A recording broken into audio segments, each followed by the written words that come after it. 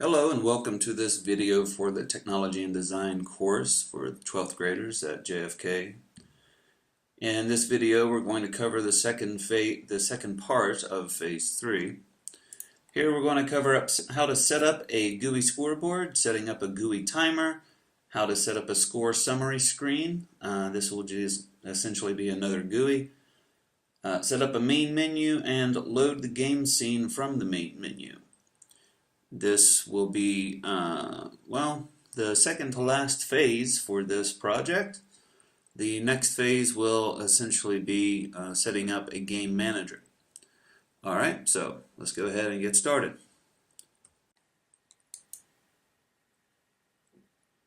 Alright, so this is where we left off at the end of the last part of this phase. We essentially just had a working health bar. The zombie would die whenever you hit him. Whenever the zombie would hit the player, the health bar would decrease until he had no health left, and then he would die of natural causes. You shouldn't do that. This is because I was messing around and added a rigid body to the zombie. Let's try and do that again. And death. Alright, so what we want to do is to add more GUI elements to this scene. Now this is going to kind of be overdoing it for this particular game, but what I want to do is just to really demonstrate how to make more than one type of GUI element. The health bar, it's useful to understand the math behind what we've done here, but there are a lot more simple ways to do this. But it's essential to know how to be able to use the get and set property actions to go in and set parameters of different components. We'll be making use of that again whenever we make the timer. We won't really be making use of it for the score display though. Alright, so let's take a look at what we're going for. So most games, whenever you attack an enemy and then you kill the enemy, you get a, well, if the game actually has a score kind of dynamic to it, whenever you kill an enemy or hit an enemy or, accomplish some goal, you get points added to your score. Whenever you're finished, you take all of your points, compile them together, and that is the score for your game. Alright, so what we want to do is, and this is the zombie guy from before. In our zombie, whenever we initiate any kind of death of the zombie, yes, we want to keep setting the bool. We're going to make sure we fix the position like we did before. And we have our zombie strength, but I'm going to add a new variable, and it's called point value. And all this is going to be is how many points the zombie is worth. It could be 10 points, it could be 100 points, 50 points, whatever your desire. And once we do this and make the zombie into a type of prefab, that means that we can make multiple zombies and very easily just go in and change one simple parameter and make each of these types of zombies worth more. Make them worth more points, okay? And then that way we don't have to go in and recode everything just to change how many points something's worth. We can just go in, change the variable, and we're finished. Alright, so we're going to add an action, a state called update score, and the only thing it's going to do is it's going to set the float of our scoreboard, and it's going to send an event to the scoreboard to update itself. Okay, by doing it this way, we're essentially emulating passing a function with arguments over to another object. So we're not really breaking encapsulation here. We're not supposed to automatically change this information like this of another object, but with Playmaker, this is really our only choice. Alright, so we're just essentially going to call a function and send some data. Okay, we want to send the data first, and then we're going to send the event. Alright, so our scoreboard is going to be a simple square box, and it's going to have three variables. Points to add, which is essentially going to be this point value. That's the information we're going to be sending over. Okay, so really this should be something like this. Okay, we send this float over to here. Okay, and inside of that we're going to take our points to add, and we're going to add that to the current score, store it back inside of the current score here. Okay, but anyone that's done anything inside of Unity with GUIs will know that you don't really just display a number to a screen. You can't really do that. I mean, you can, but it's not really built in as far as Playmaker goes. What we need to do is take that float that we have here, the current score, and what we need to do with it is convert it to a string, so then we can take that string and display it on screen. Okay, so if it's 100 points or whatever over here in current score, we're going to convert it to a string, store it in here, and then we'll take score string and display it on on screen. Okay. All right, so let's go to Unity and make this happen. All right, so starting out, pretty standard stuff. I want to make sure that I remove that rigid body on the zombie. I don't want mine to be any different than the students. Alright, so let me just remove that. Okay, and I think that means that I just messed something up here because I was messing around, but we'll see.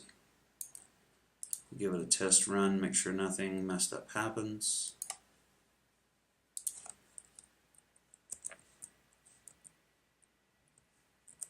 Okay, and he dies. He flips frontwards instead of backwards, which I'll fix that at a later time. Alright, let's make sure he dies. Alright, that's what I thought. Destroy component, no such component. Yeah, that's what I thought. I was pretty sure I had done something there with the rigid body. Alright, I'll just uncheck that. So now it should be fine.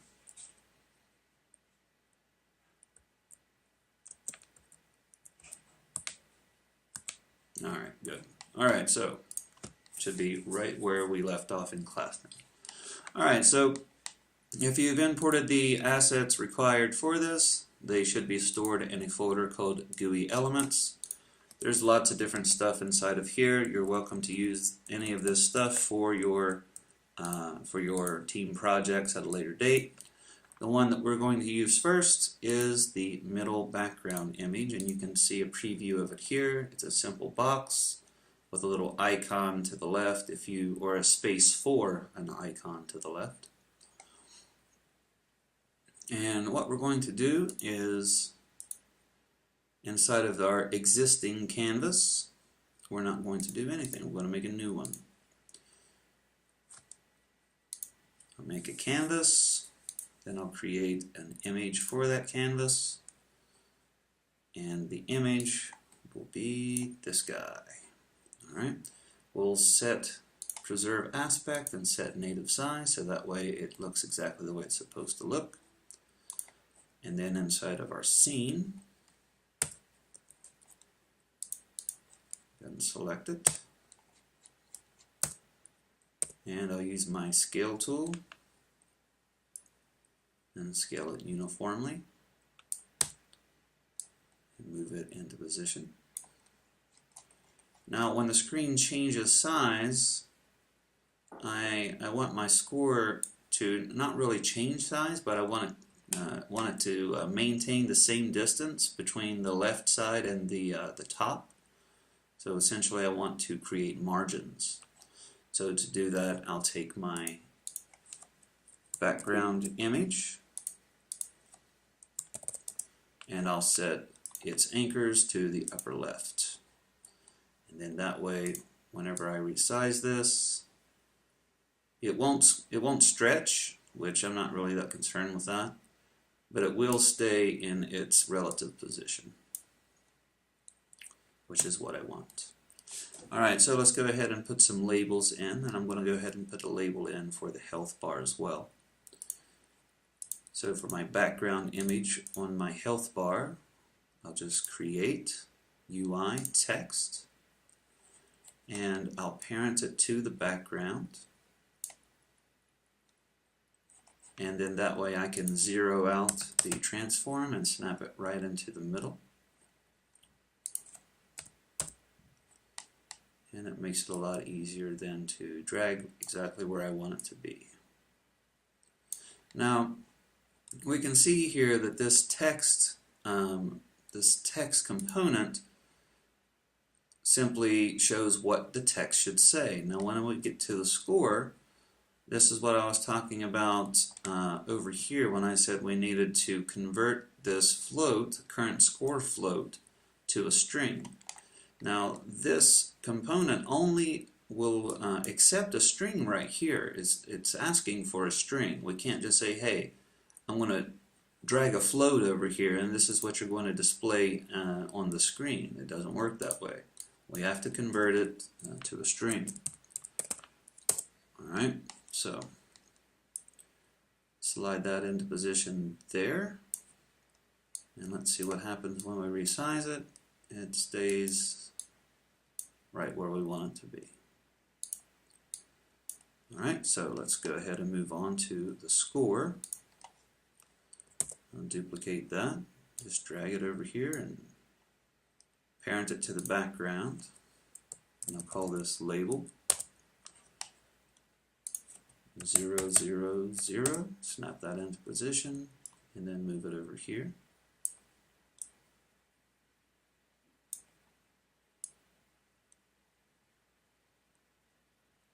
And I think I'm going to put it over here because I don't think anyone's going to get a score of,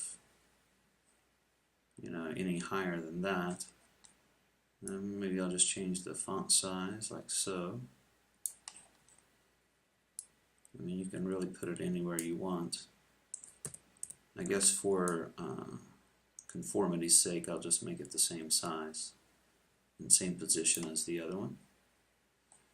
And let's just change the text like so. Alright.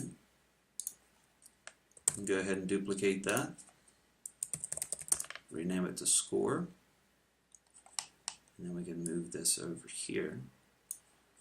And I'm going to set it to equal to 0 so we can see exactly the way it's going to look. And we want to set the alignment to the right hand side. And we'll have it right in the middle. Actually, I guess top's fine.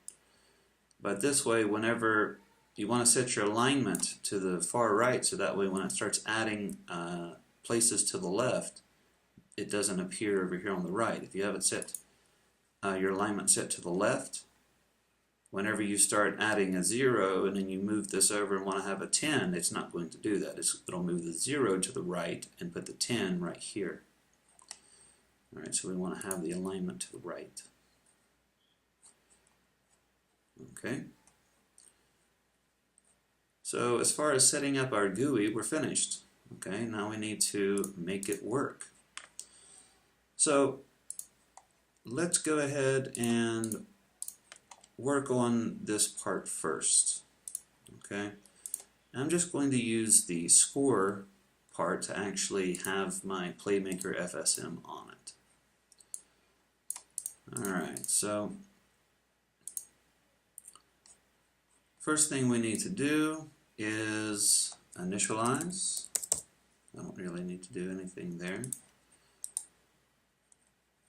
I have no idea why I'm doing that. Initialize.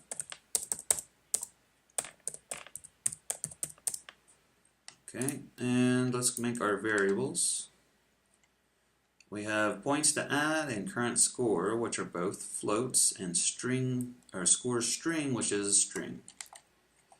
Alright, so points to add, escape, that will take us out of that little pop-up that comes up, current score, escape, and then we'll make a string,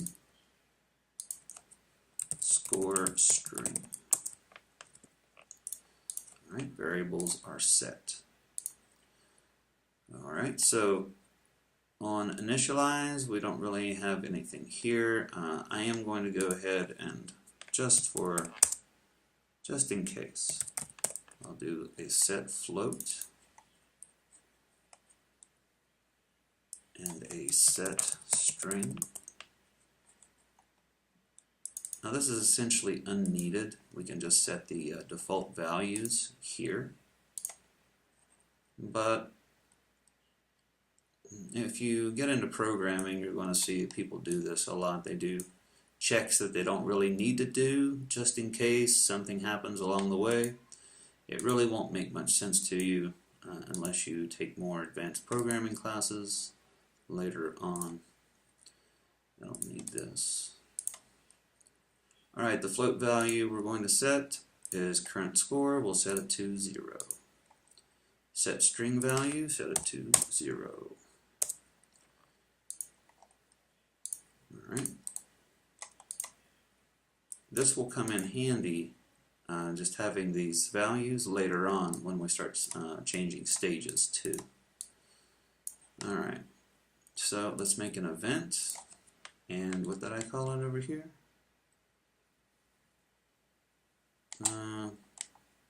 Update score. Alright, so we'll call this update score.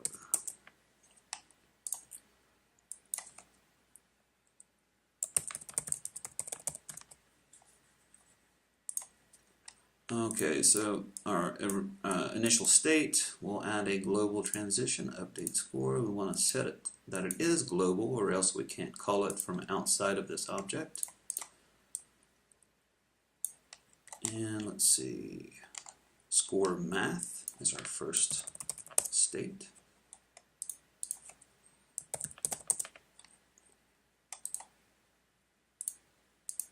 And we'll add the finished transition, so it'll automatically go to the next state. And again, you can put all this in the same state. I like to do this because that way if I come back and look at this, I can automatically know what these states are doing just by looking at the titles. If you do put everything inside of one state, you really should have a very, very descriptive description that explains everything that goes on in that state. But if only one thing happens, or a couple related things happen inside of a state, then I think that a title would suffice, as long as it's a title that meets the logic that transpires inside of it. Alright, so we'll call this one display text. Once that's finished, we can loop back around to nothing, because I need to have a listener.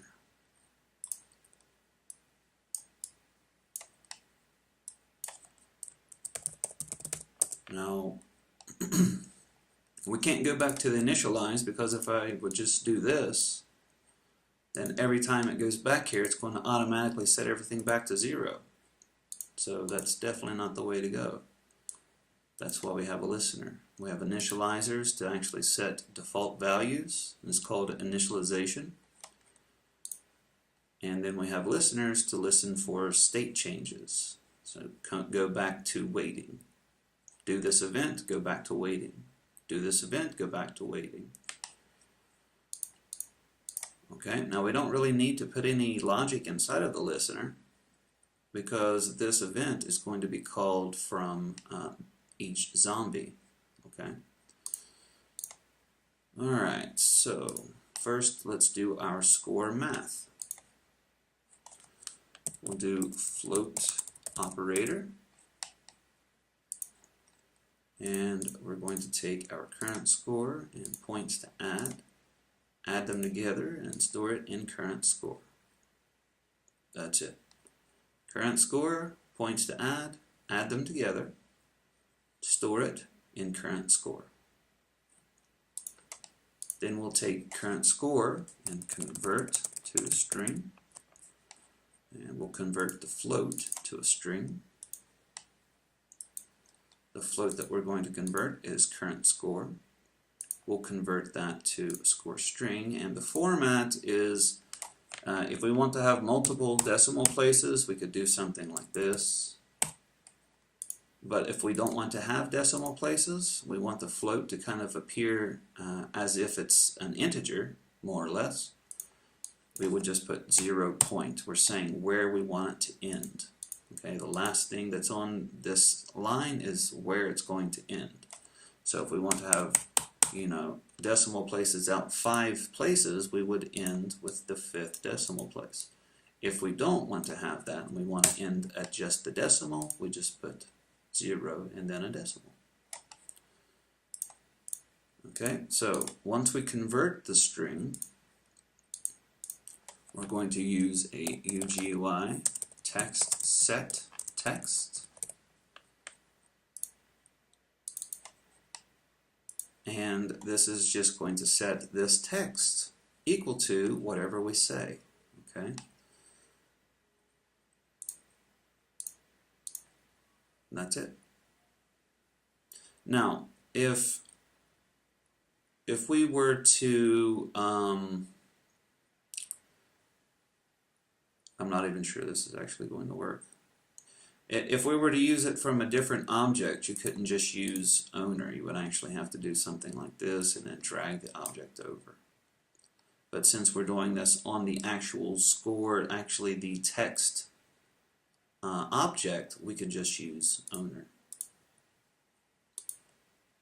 Okay, make sure we don't have reset on exit, because what that will do is automatically reset this back to the original value as soon as it goes over here.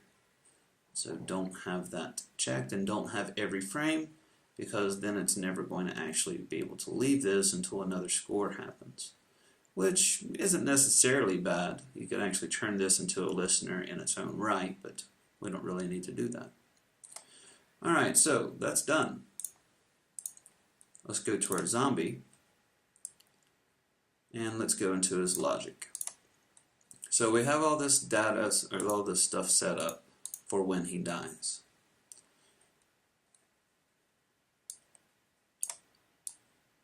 Whenever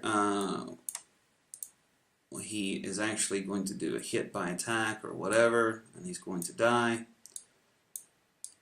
what I want to do with this guy is, before he goes into all of this, or actually you could even do, right when he's going into this, all this stuff that makes him do the animation that he's going to die, and then have his position actually get fixed.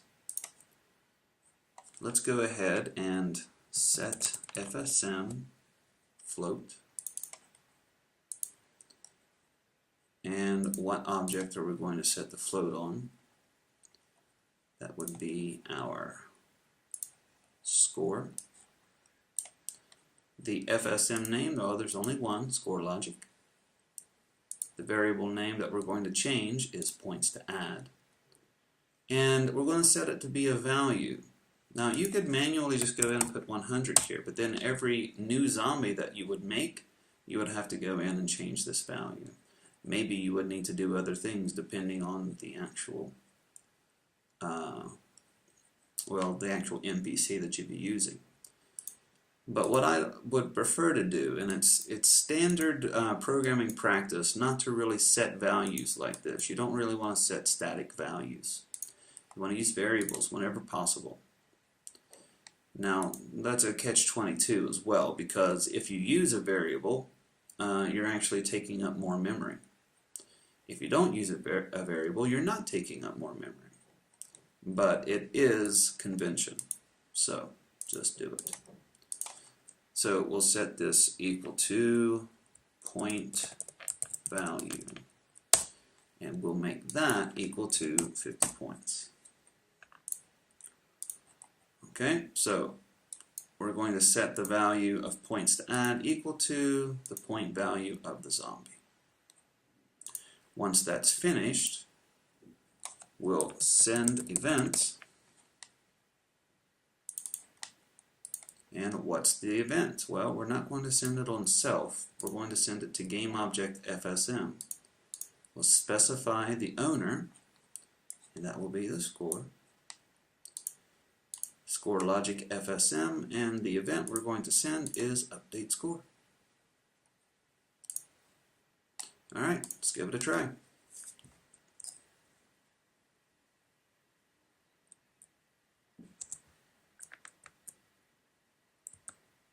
And we can see here that he does have 50 points.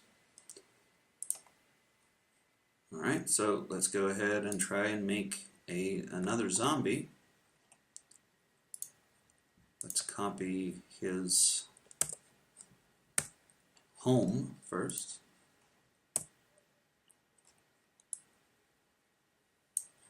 And we'll take the zombie, copy him,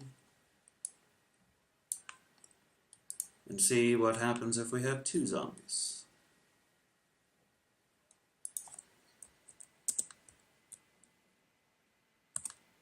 All right, 50 points for one.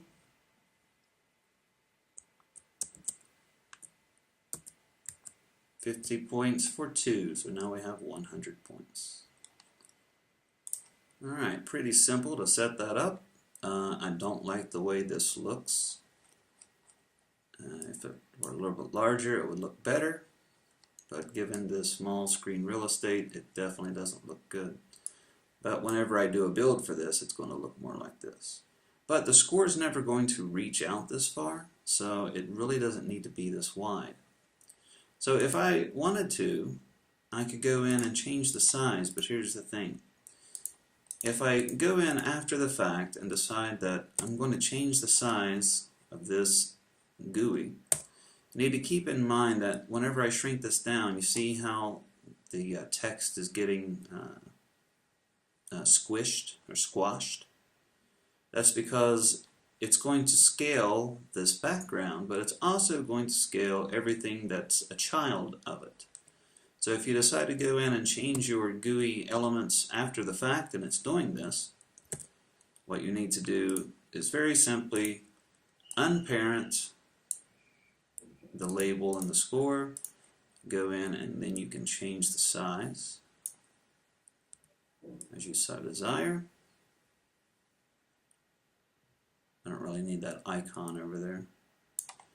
And then I can take my score and label, I'm going to reparent the background and the label and the score, reposition these two, and there we go. That looks a little bit more congruent with the health on the other side. Alright, so Command S to save our scene before we go any further. And now let's work on a timer. So what do I mean by a timer? Well, let's see what I mean.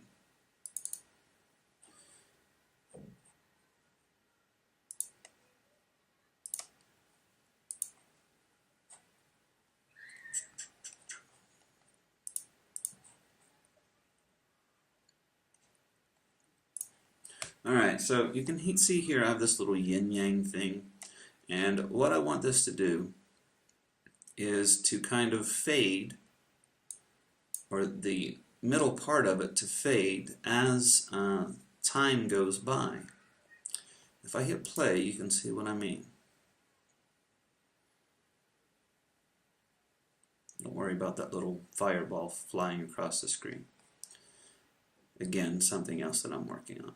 So you can see here that every second that ticks by, a second ticks off of this clock. Now, I could very easily have a numerical display showing how many seconds are left in this as well. And we could use this for a lot of different things. We could use it for the time before the player runs out of time on the current level, and the level ends, and whatever score they have is what they have. We could use it for power-up abilities to see how much time you have left for whatever ability you just picked up. You could use it for, maybe you're getting ready to leave some kind of castle and it's falling down, and this is how much time you have left to actually escape, as kind of like an end sequence, similar to the original Metroid. You could use it for anything you want. Instead of using a yin-yang, you could use an actual image of a clock, something like that. I just saw the yin-yang thing, and given the theme of this guy, that he punches and kicks and this and that, I thought that a yin-yang would kind of be appropriate. Alright, so with that in mind, let's go ahead and create something like this. Going into this, let's go ahead and dissect exactly what this is first.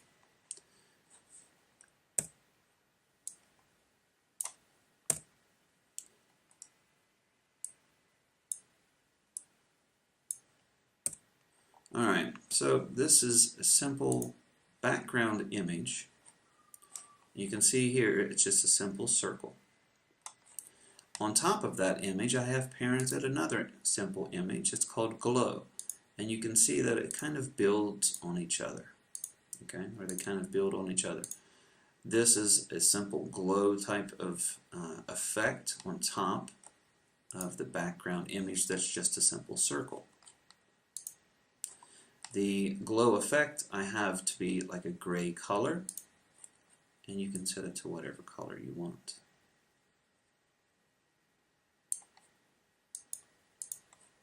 Okay. The yin-yang is a simple yin-yang image that I found on the internet. You have to be careful about which kind that you use. Black is going to be seen as transparent. Okay, so this white part of the image is the only part that I actually see. Whenever I first downloaded it, it was not like this. You need to actually set the image type of the yin-yang, and you go and you open up the advanced section here, and you can set from grayscale or just none, and you'll see that it's just a standard image if that's the case. Or you can change the input as well. If I set it to none and then hit apply, you can see that it's just a black and white yin-yang picture. But whenever I set the alpha source to be grayscale, it's going to find the black parts of that and set it to be transparent. Okay, so now if I reapply that, you can see that now it's transparent again. Okay. Now, how do I get it to wind down? Well, let me just choose the yin-yang picture by itself, and let me hide this image, and I'll hide the background image too. And we'll just concentrate on the yin-yang. Now, as before, when we were using the health bar, when we were working on the health bar, one of the actions, or one of the functions that we made very generous use of was set property and get property. Those allow us to pretty much grab any parameter for any component or any script and change them programmatically using Playmaker. Now, when we use images, there's a few settings here that we haven't really used very much. One of them being the image type. Now, the standard one is just simple, okay? And the other things that you saw just appear there don't really show up. If we say that it's a simple image, we are saying that we're not going to have this be reduced in any way. We're not changing it. It's essentially not going to be programmatically changed. And of course, with the yin-yang, that's not exactly true. We're going to programmatically change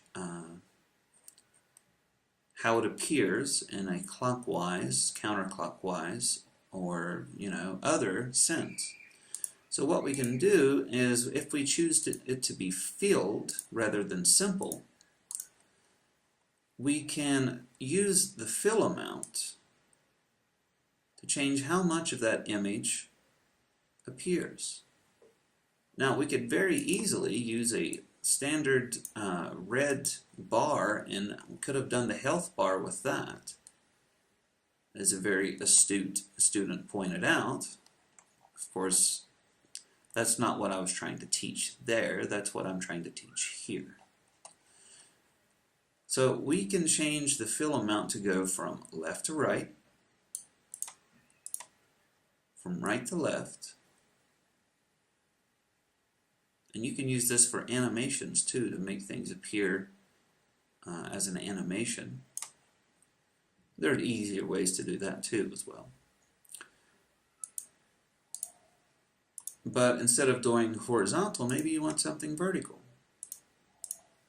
Maybe you want something that will fade from top to bottom, or from bottom to top. Just depends on what you're trying to go for. We can do a radial 90 degree. You can kind of see what that does. Kind of like a windshield wiper on a car. We can do 180 degrees, like an odometer or a speedometer. But the one we're going for this is a radial 360. You can see what happens with this. It's like a clock. And we want it to go from top and to change it between clockwise or counterclockwise is just a little check mark here.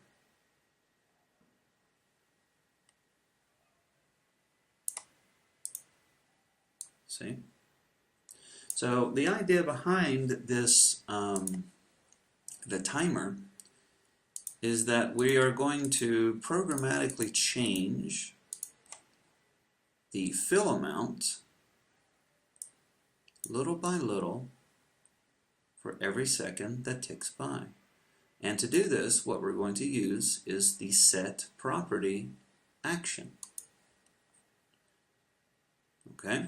Now it's important to note, before we get started, the value that appears inside of this box. Right now it's a 1. 1 means completely full. As I take the bar down, as I take the slider to the left, you can see that the values here are essentially percentage. At 0.52% and 0.5%, it's halfway gone.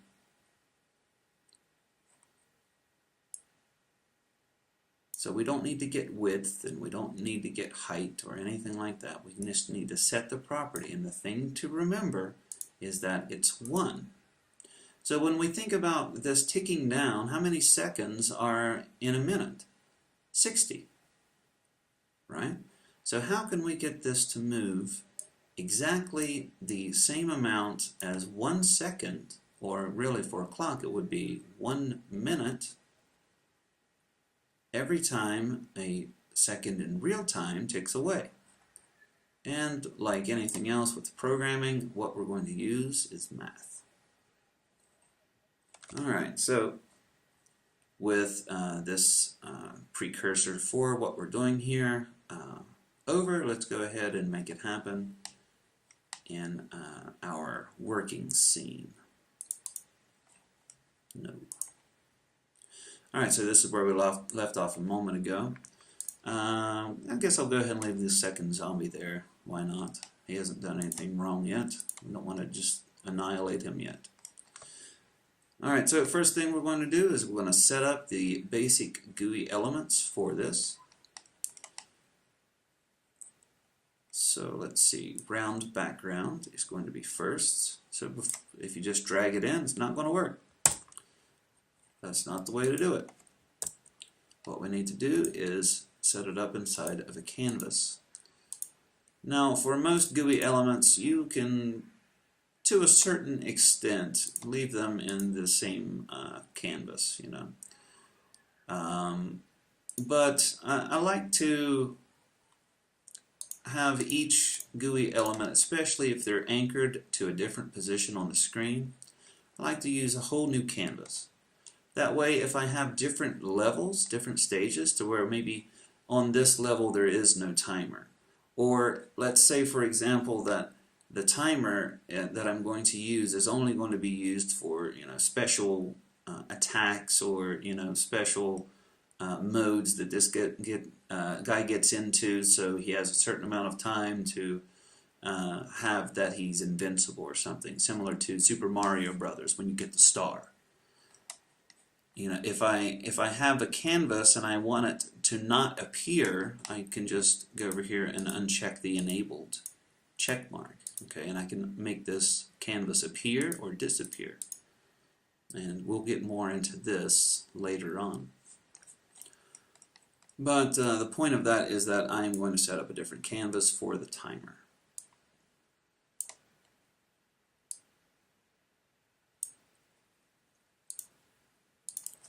Rename this one as Canvas Score. Alright, so create UI canvas. Inside of the canvas, let's create an image. And this image we will anchor to the top middle. Okay, and let's go ahead and rename it as the background for this particular GUI element. The background is going to use the round BG sprite. Okay, so let's drag it over here and drop it. Before I get into the rest of it, let's go ahead and resize this to something I like better. It's probably not going to show up very well here, at least not yet. And it does look a little bit too large, so let's shrink that down some more. Alright, so we have our background, and I want to have about the same margin on the top as I do over here.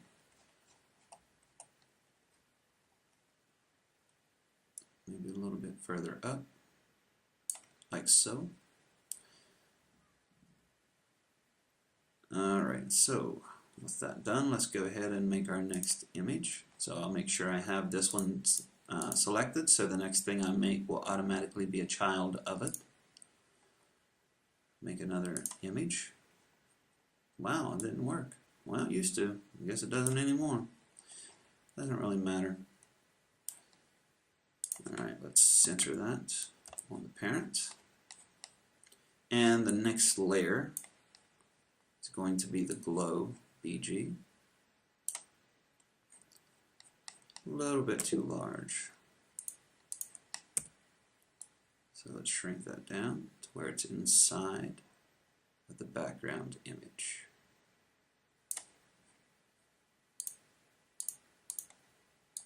And we'll rename this as glow.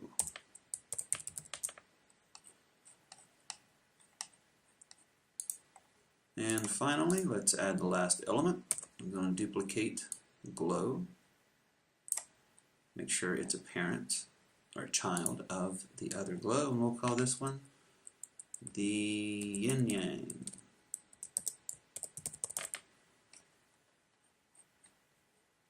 And we'll take our yin yang sprite and drag it over here as our source image. Now, if yours does not appear correctly,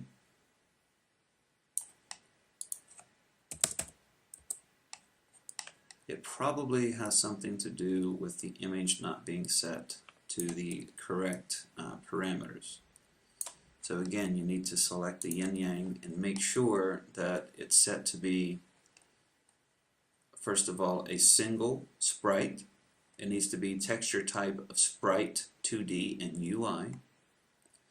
The alpha source, or sorry, you need to expand the advanced section.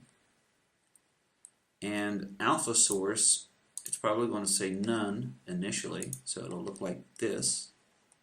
But you want to set the alpha source to say from grayscale, and make sure you click apply. So now we have our yin yang. Can't see it very well because of the white kind of just showing through there. So let's take our glow and make it a different color. And we can make it any color that we desire, really.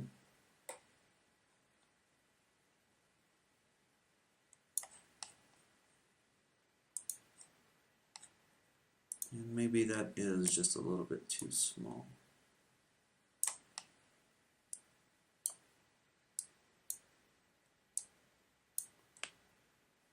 Alright, that'll be fine. Alright, so if we look at this yin yang and we go into the image section or the image component,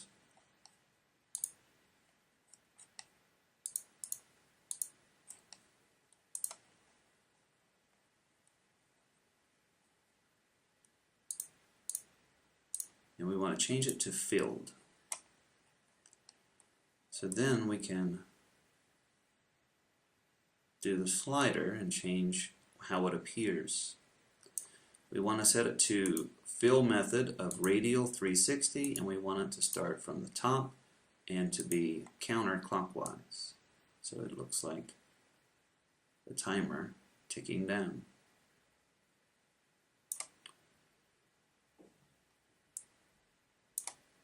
Now, depending on if you like if you like it to look like this whenever it's empty, or if you want the glow to diminish as well, you can go in and change it to a filled as well, radial 360 from the top, so that you can change the fill for the glow as well. So the only thing you're left with is the background image, which is the way I had it set up in the previous scene. So what you will actually need to do is you'll need to change the,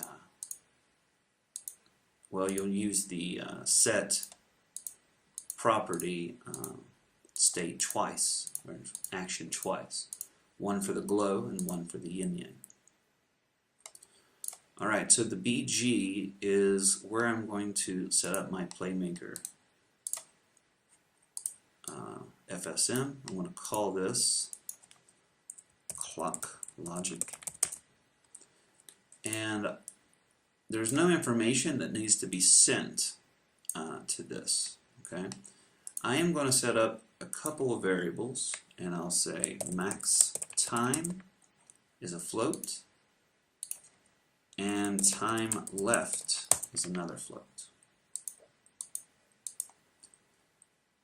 Okay, so let's do the math.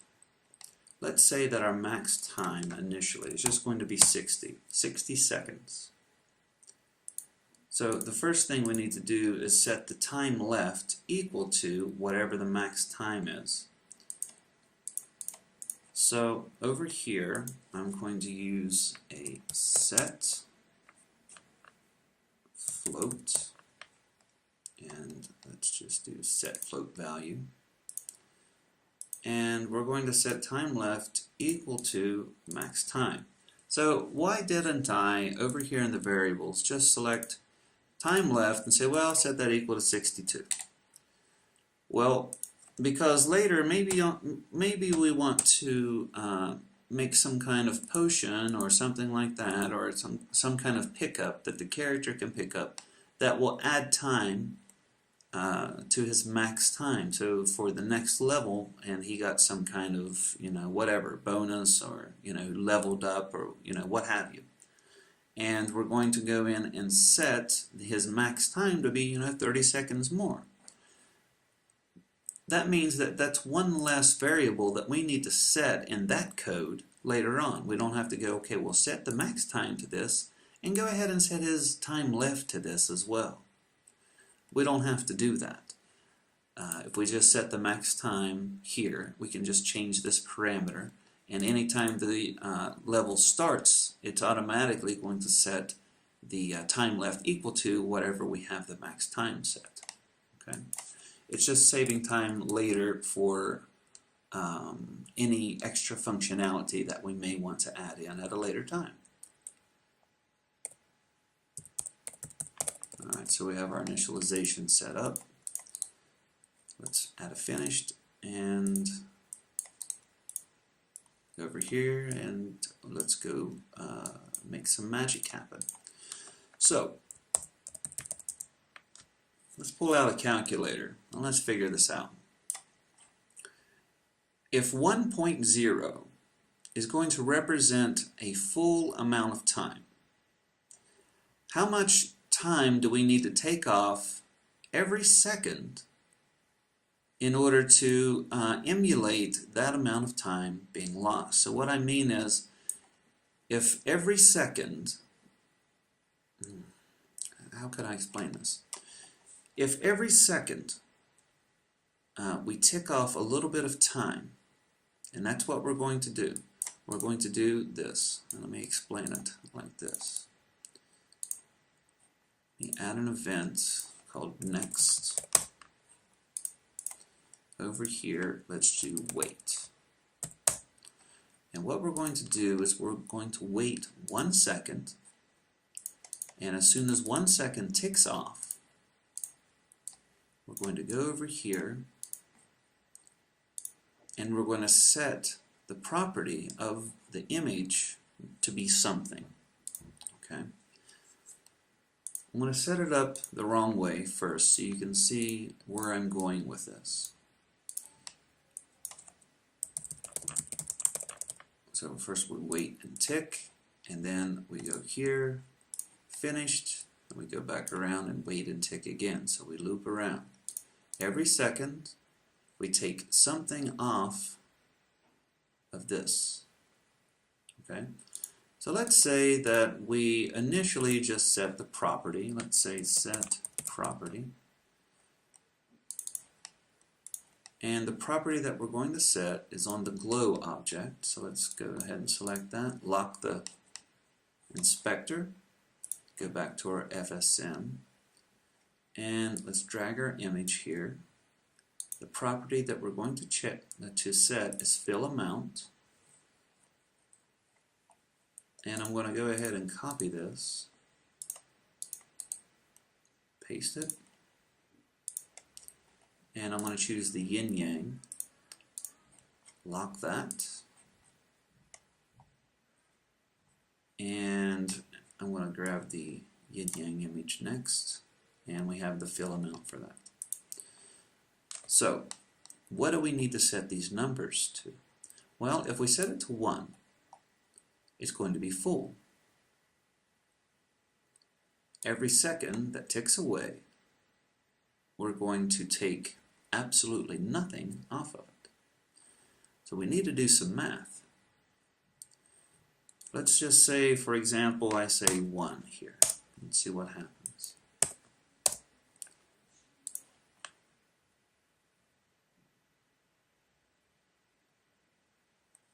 So every second, we can see, every second this is ticking. Tick, tick, tick.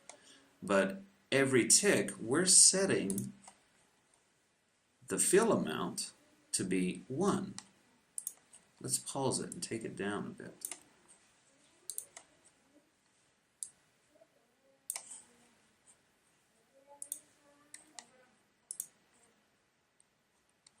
Wow, it's not even going to work like that. Alright, so the point is that every time that the clock is going to tick, it's just essentially going to go over here and set this full again if we say 1. So that's not going to work. So what's the math?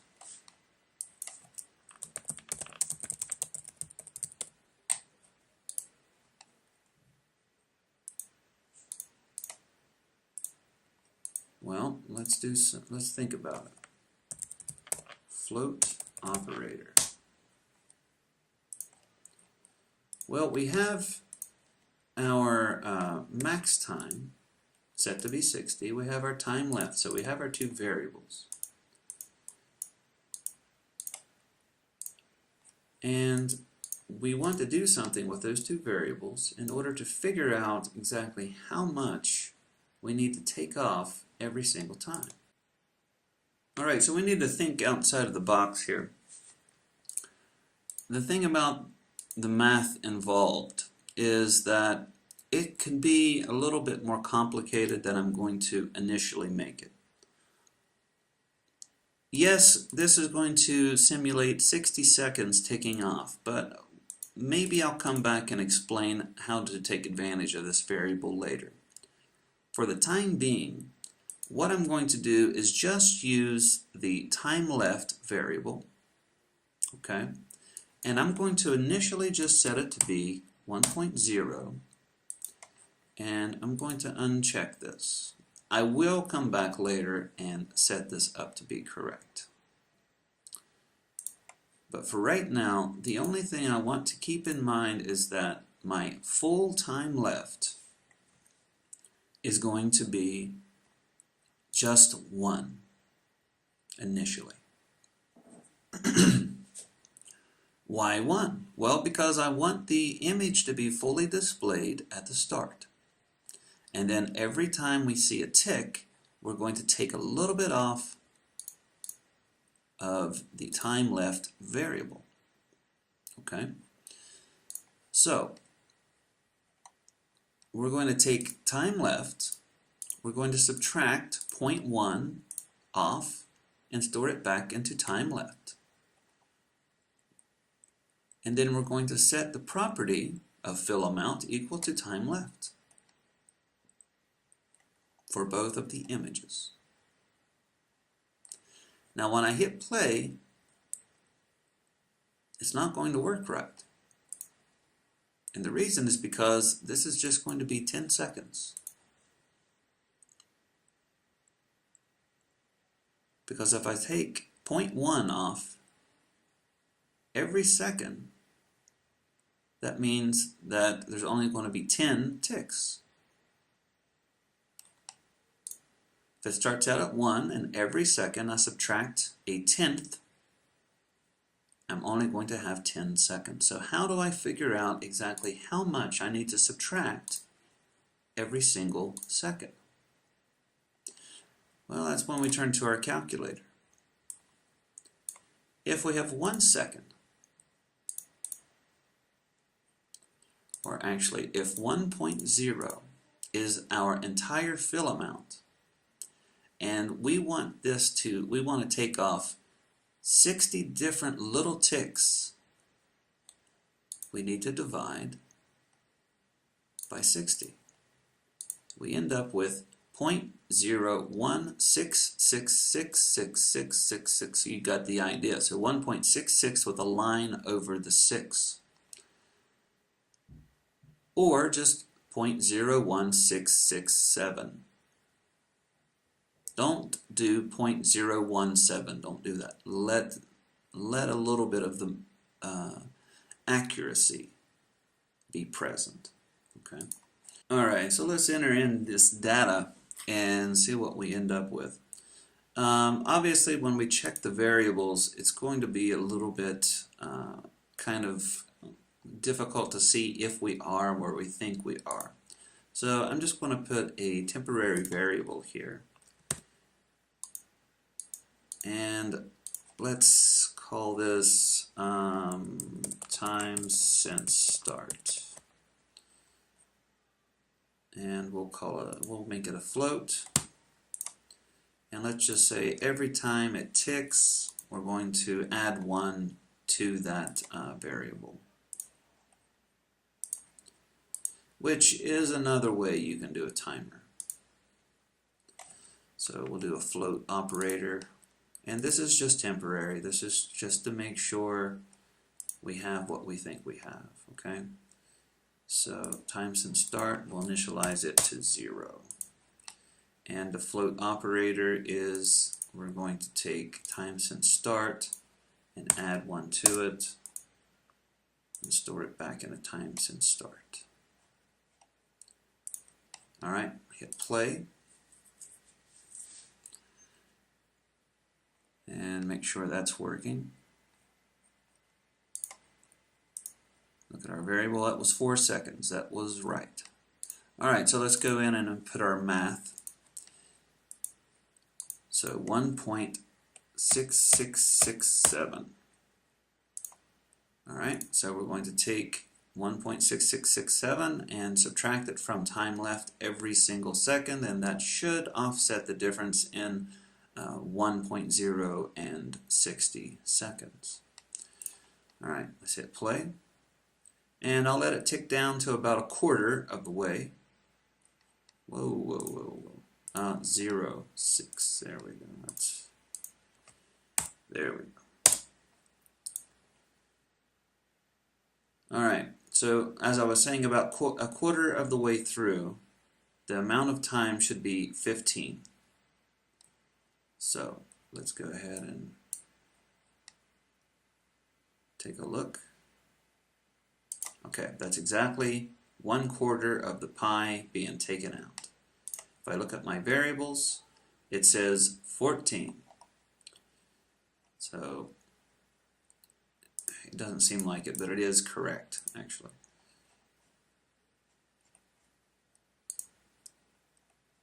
Because we started at 0 here. Okay, so we have a timer that works. If we wanted to, we could definitely do something like this as well. What if we want to have a digital display here? Well, we can take this temporary variable and make another way to do a timer. What if we initialize the time since start like so, set it out to be 60, and our float operator, the second one for our temporary variable, we subtract 1 every tick. And what if we added a text object to our background, and let's go ahead and center it.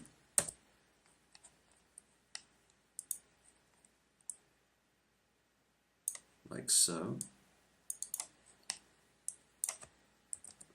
Set it as its initial value, and we'll center it.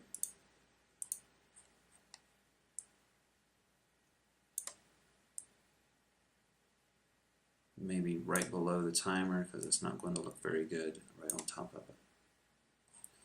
Now, this is a text, so that means we're going to have to convert to a string. So let's go ahead and select this background image again. Take our float operator, convert float to string, UGUI text set text.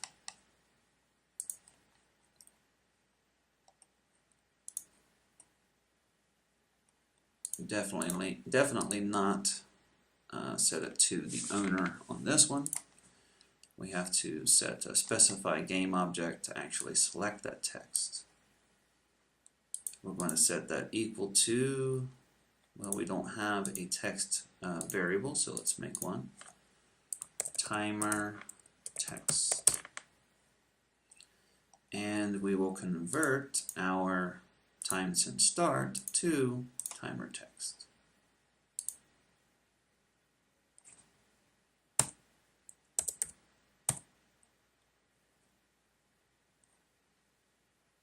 All right, let's hit play and see if that works. 57, 56, 55, 54, 53, 52, 51, 50, 48, 47, 46, 45, 44. It does look like it's a little bit off, but it's going to come out to equal 60 in the end. Even if a quarter of the way through it's a little bit off. You can see at 30 it's right. Alright, so that's setting up our timer. If you want a digital display or an analog display, you can do either one or both. Okay, so we have a score GUI, a timer GUI, a health GUI, multiple ways to get information back to the user, which is the purpose of having a GUI. But what about whenever these, or the timer expires, or the health has expired, or we have reached the end of a level through some collision or some way that we know that the level has ended. Most of the time, whenever we play really any kind of game, we have some kind of summary screen. Say GUI summary screen. Well, what does that mean? Like this. Say you've completed the level, your score is X, and do you want to replay the level? Do you want to go to the next level? Do you want to go to your option screen, etc., and so on? You got 3 stars for your completion of the level, those kind of things. So what we want to do here is set something up like that. Now we can do that in a different scene if we want to, but for the purposes of this, we're just going to make a new canvas, design a summary screen. It'll be very simplistic because we don't have that many free images here that I could find for this. But we are going to make something that happens whenever the player scores 100 points, and that's it. Okay? We'll also make another one that simply says something like you failed, but only when the timer has reached 60 or when the health has reached 0. But we're not really going to do that. That's just some ideas. I'll do that later on as a bonus thing. Right now, the only thing I want to do is to make a canvas, a new canvas, and to design a GUI that's only going to appear when the score is 100 points. Okay? So let's go ahead and get started with that. Alright, so let's go ahead and make a canvas. And let's make an image on the canvas.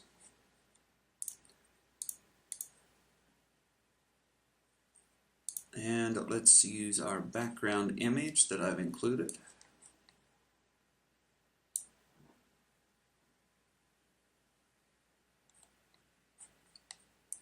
Come on, there you go. Alright.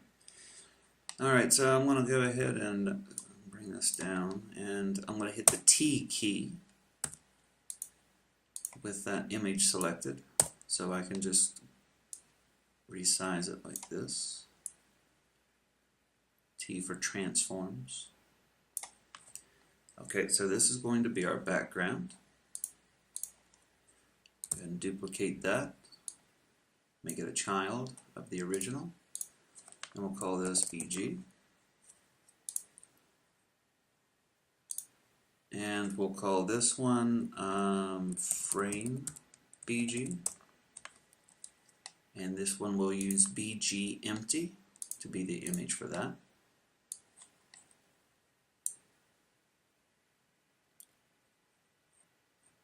Okay, and let's use the scale tool and size that down a bit and reposition it. And I'll use my T key and bring that down just a bit.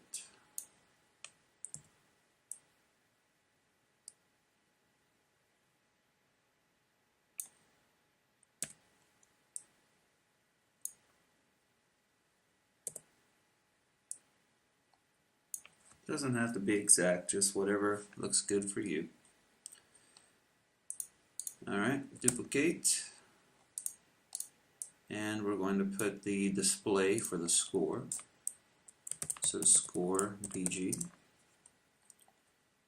And for that one we'll use the reward big empty 2 image. And click set native size, preserve aspect. I'm going to resize that. And I want it something like this.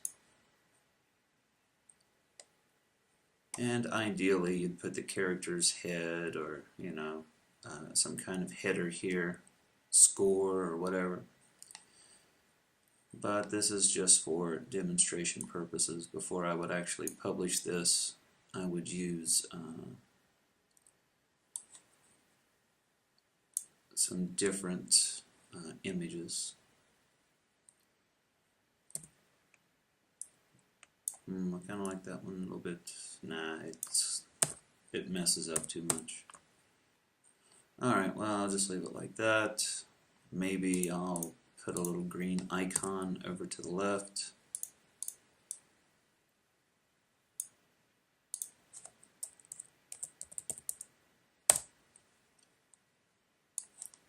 Just for eye candy purposes, I suppose.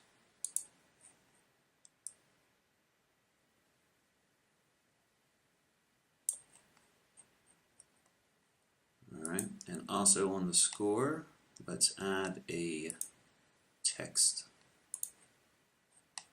object.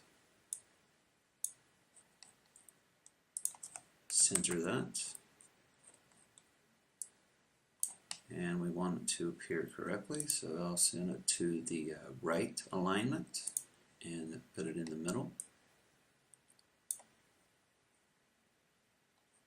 And let's see, let's change the color of the text to be white. And it doesn't need to be a raycast target.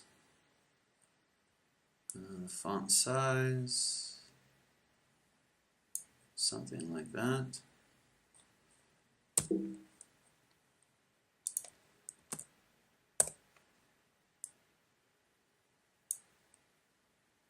And we can center it like so.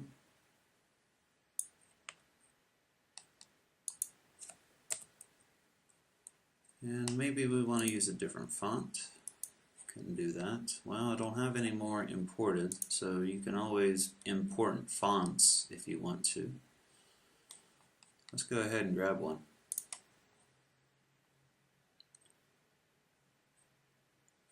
Let's see. Yeah, no, go away. No. Alright, let's see. Download free fonts.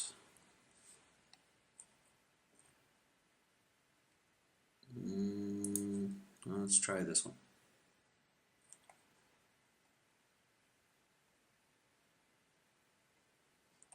I'm not sure exactly what I'm looking for. I think I'm just going to grab one. Doesn't really matter. The first one that I see that even remotely looks cool.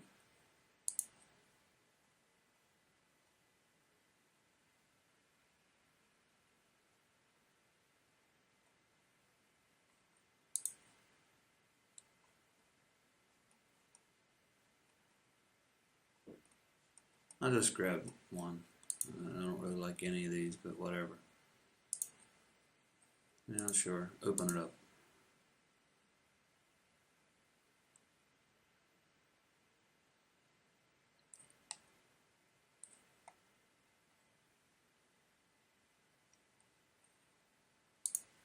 Okay. Let's copy that to my desktop. Alright, assets, import asset.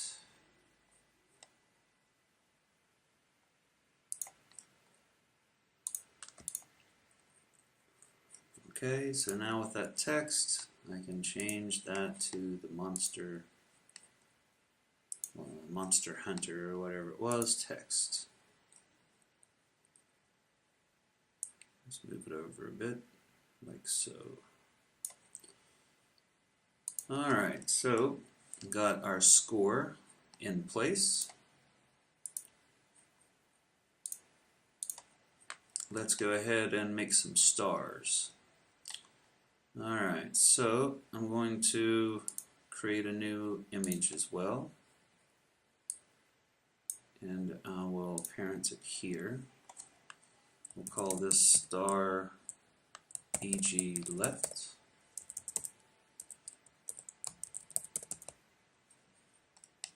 And we're going to use the star big transparent image.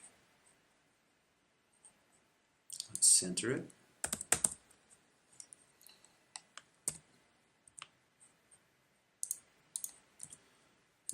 move it into place and resize it.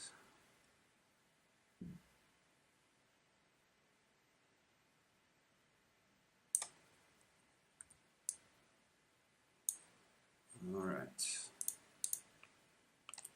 So if we look at our number here and it says negative 18, negative 118 in the x, we can assume that positive 118 would be the same position but on the right side, like so. So if we were to take this and duplicate it, and we can rename it, right, change that negative to a positive, and it's over to the same position on the right hand side of the midpoint. And if we were to take the same concept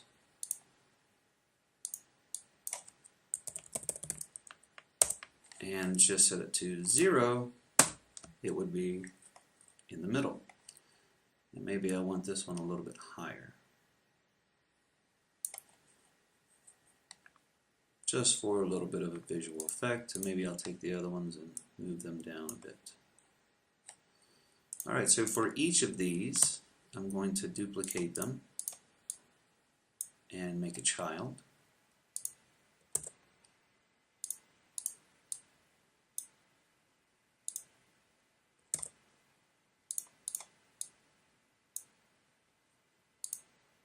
Like so.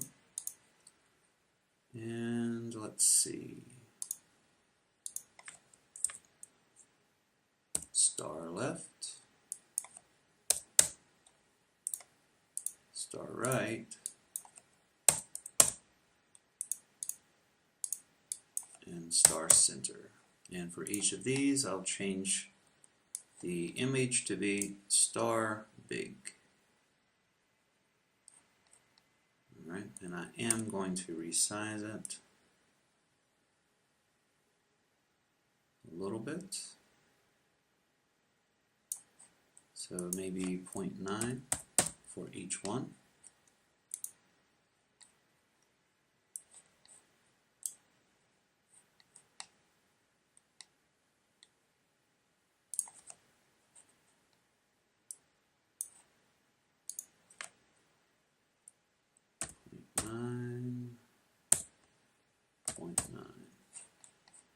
I don't think I changed the other one. 9. And the center one.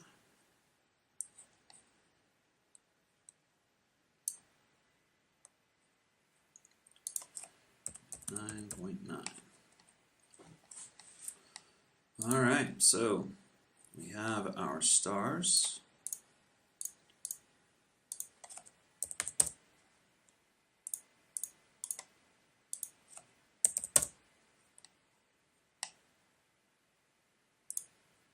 Now, one more image, or two more images actually, but they aren't going to be images, they're going to be buttons. So we'll go Create, UI, Button. Now, when you look at a button, the only thing a button is, let's take a look at the anatomy of this button. It's just an image with this extra button script attached to it, and a text object parented to it that has the text for whatever the button says. That's the only difference between a button and an image. It has a text already attached to it, and it has an extra script, the button script. Okay. So for our button, let's see, we have our target graphic, and we can change the colors depending on if you are hovering over it or you select it or whatever. We have a couple selections here. Let's go with the ones that kind of match our initial theme we've got going on here. I'm just going to have, let's see, the menu button first.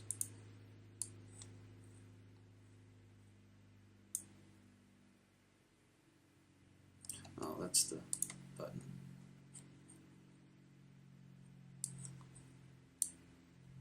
Okay, set it to the native size, preserve the aspect.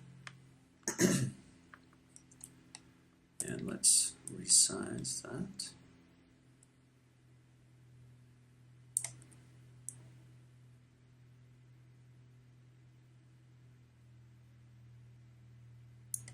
Maybe place it here.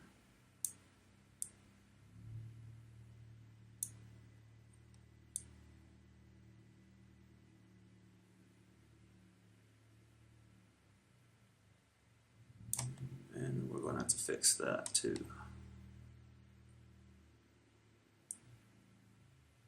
That'll be easy enough to do.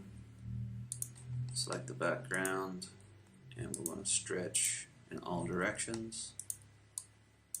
So now that should be okay.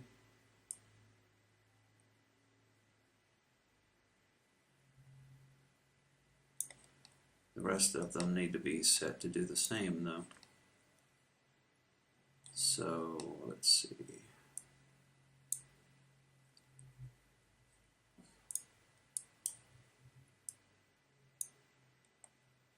Take our frame and do the same.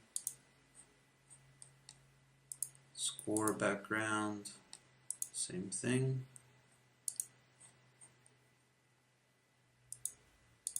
Star left, same thing. I'm going to set all of these images to stretch horizontally and vertically, because we don't want anything behind them showing up at all. Even if we change the size, it completely destroys the illusion of this being something completely different from the game.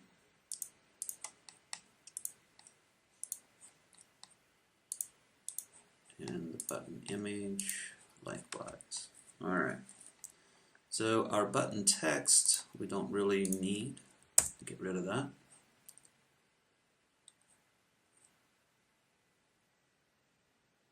Well, maybe not. We probably will need the text, but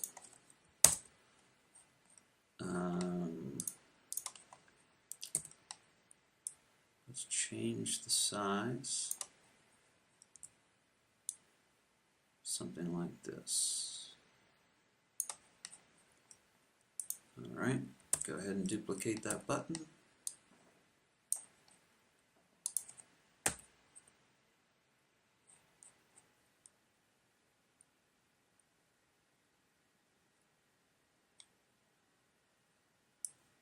Alright, let's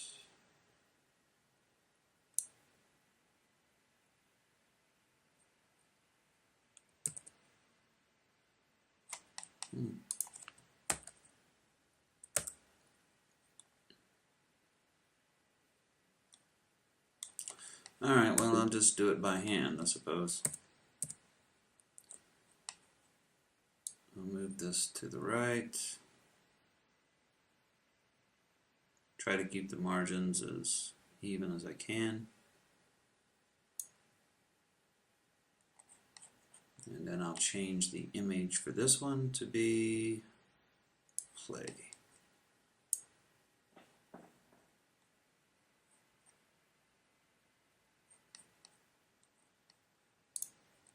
Duplicate, move it to the center,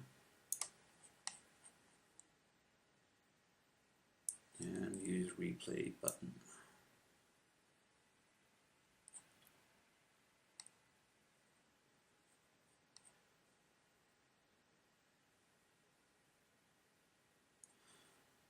I really don't like the way everything's moving around here. I don't really like the fact that everything's stretching.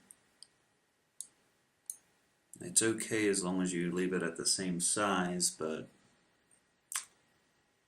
it's going to cause problems. But for the purposes of this, you can see some of the problems that's making the stretching applicable will cause. So that's a good demonstration of that anyway.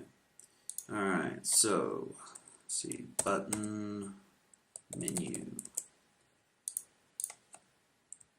button forward, button replay. Okay. Let's go ahead and create some texts.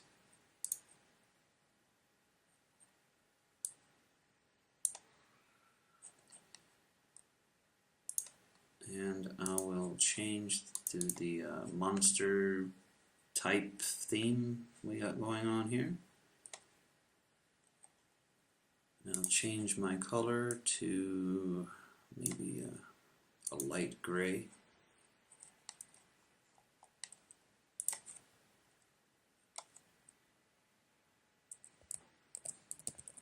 Menu text.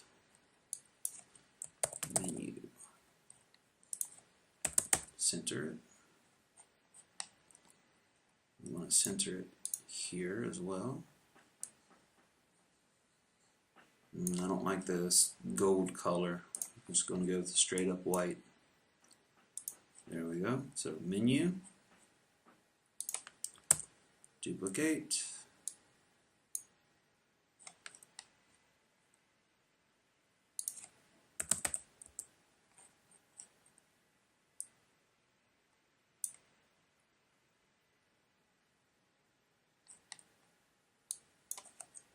next.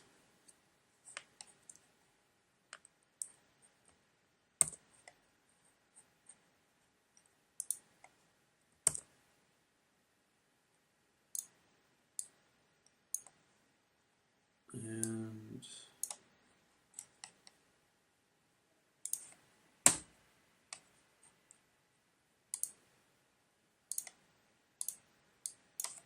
replay text.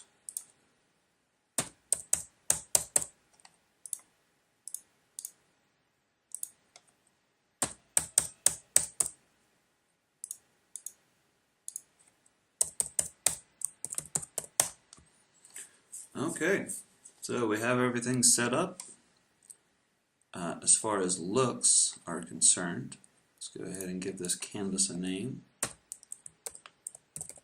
Summary screen. Save. And alright, so we're good to go to start setting up the logic. So essentially what we're going to do is we're going to set this object up. And well, we have to do this in a way that the canvas itself is going to be disabled. Okay, and it's only going to be enabled whenever our ending conditions are true for the game. Okay, so what we want to do is take the score and send it here. Okay, so that should be easy enough to do. But the problem is, if we can't put the code here to go and start looking for the score information, which, I don't know, maybe we can. I was going to do this with a manager, and you really should use a game manager, which we'll talk about later on to do this. I'm just going to kind of rig it together really quickly. It's definitely not the way that you should do it, and it's not the way we're going to do it going forward. But for the sake of just getting this operational, that's the way we'll do it. Alright, so what I'll do is on the actual score text, I'm going to set up an FSM on this. And the only thing it's going to do is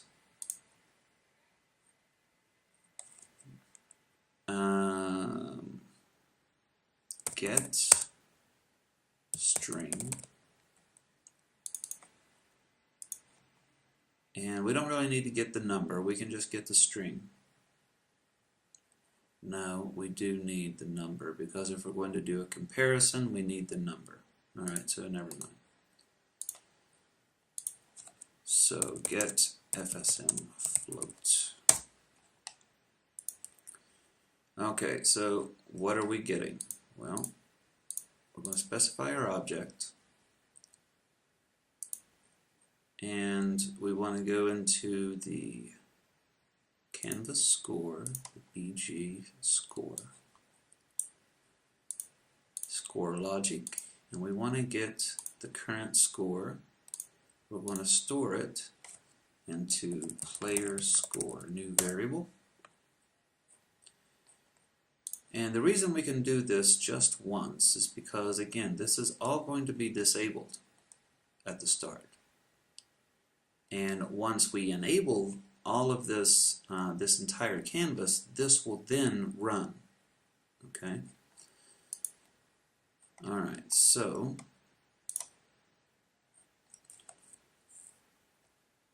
let's float compare. We'll need this later. And let's do UGUI text set text and string convert. So convert float to a string. Alright, so the float compare will be at the bottom. That's fine. Our float variable will be player score. We'll convert that to score string format 0.0 or 0 point, sorry.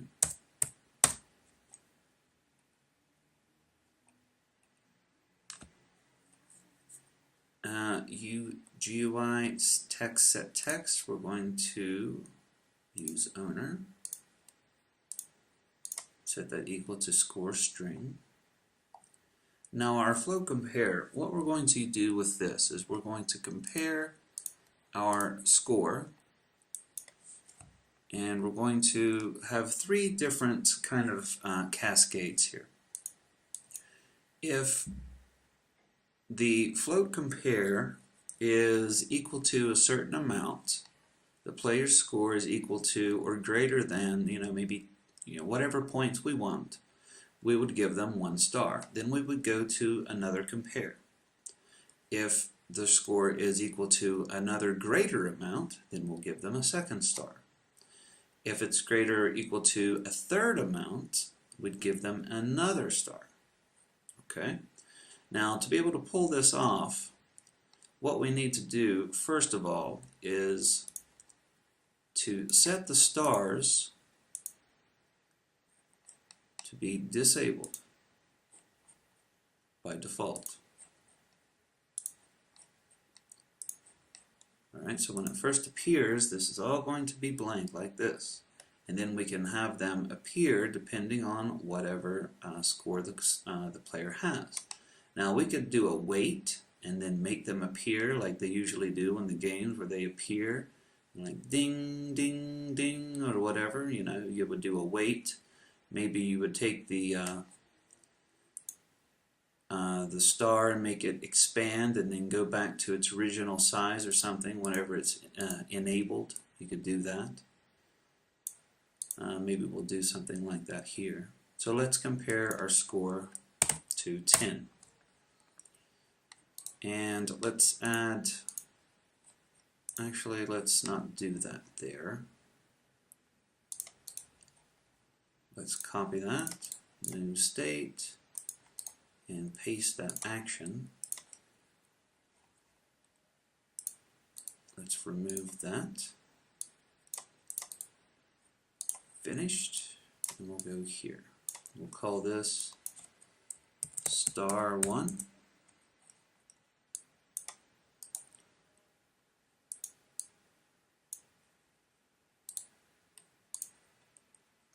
Add another state. Actually, let's not add another state. Let's see. Alright, let's make some events. And let's see, star awarded, no star awarded, and complete. Alright, so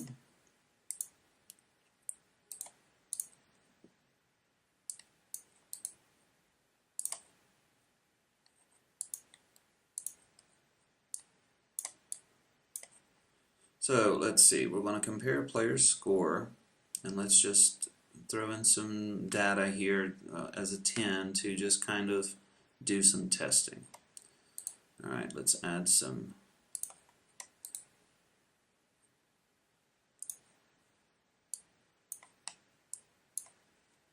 states.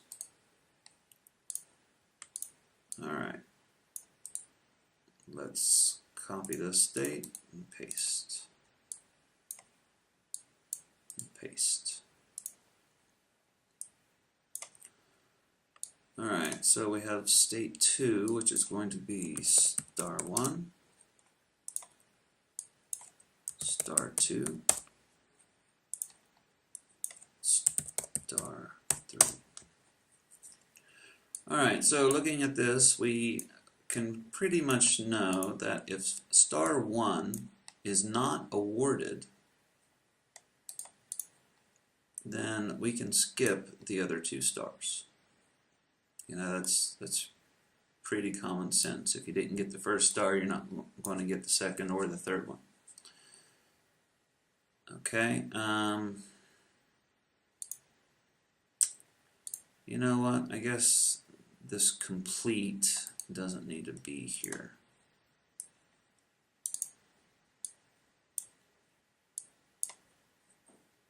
Complete will, I'm thinking of something different for that.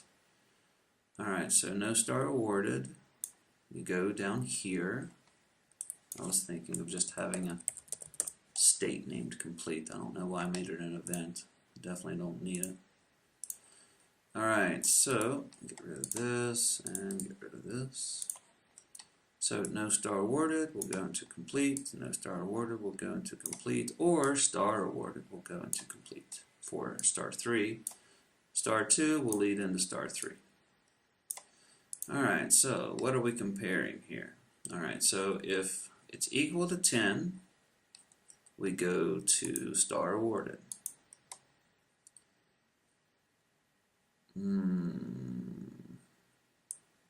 Yeah, that's not going to work.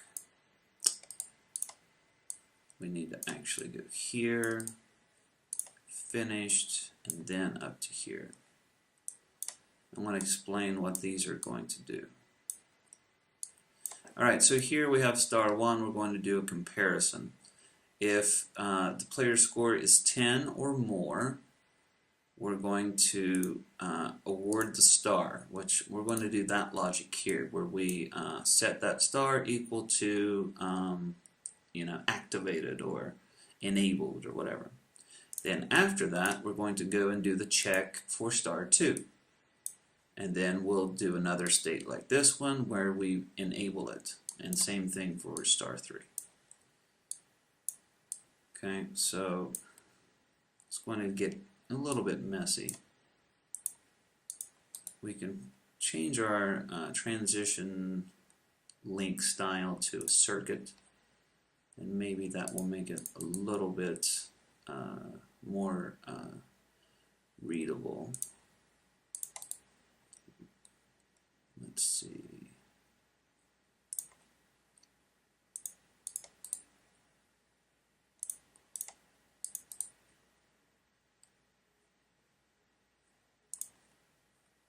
Something like that.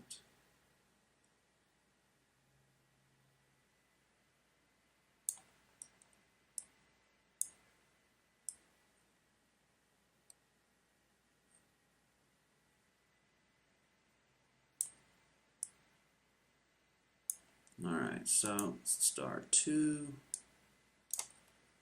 Let's work on this one first. Alright, so star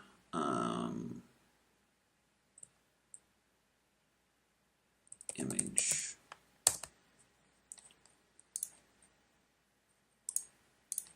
So star image is going to set property of star left. The property is active to be true.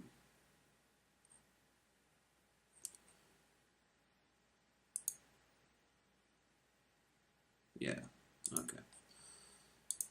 Alright, so we'll go ahead and copy this, paste it. Let's rename this star image 1 or star image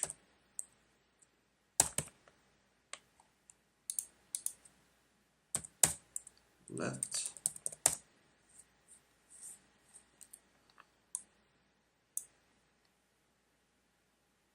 And star awarded, we go here.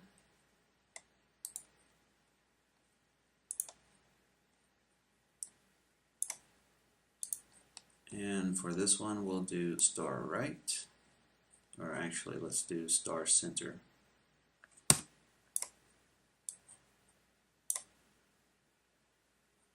Active. When that's finished, we go over to star 3.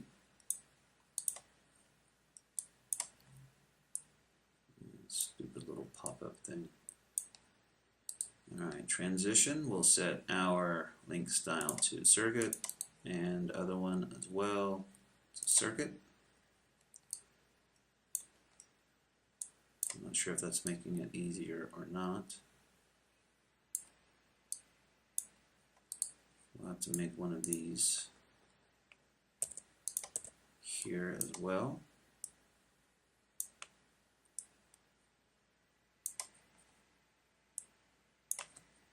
Okay, so let's see. I'll come back to that. Let me finish this. For star right, and that's done. And let's work on the logic. So star 2, if it's greater than, let's say, 50, if that's equal, star is awarded. If it's greater than, star is awarded. If it's less than, no star awarded. Over here, no star awarded. Star 3, same thing. And let's say 100. Star awarded if it's equal to 100. If it's greater than, star awarded. If it's less than, no star awarded. And let's see, star right, star center, star left. And we'll just leave it at that and see if our stars actually work. And if our score gets carried over from the other screen. Alright, so just to test this out, I'm going to go to the player. And let's say if he's idling, let's do wait 2 seconds, test, add a state, add a global transition, test,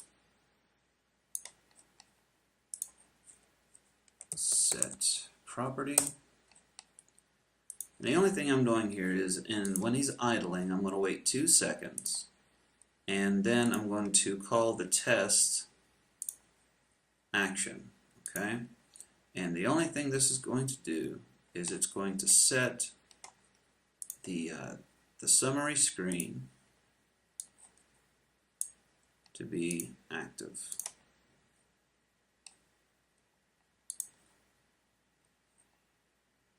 Alright, now the summary screen should be inactive to start. So let's see what happens.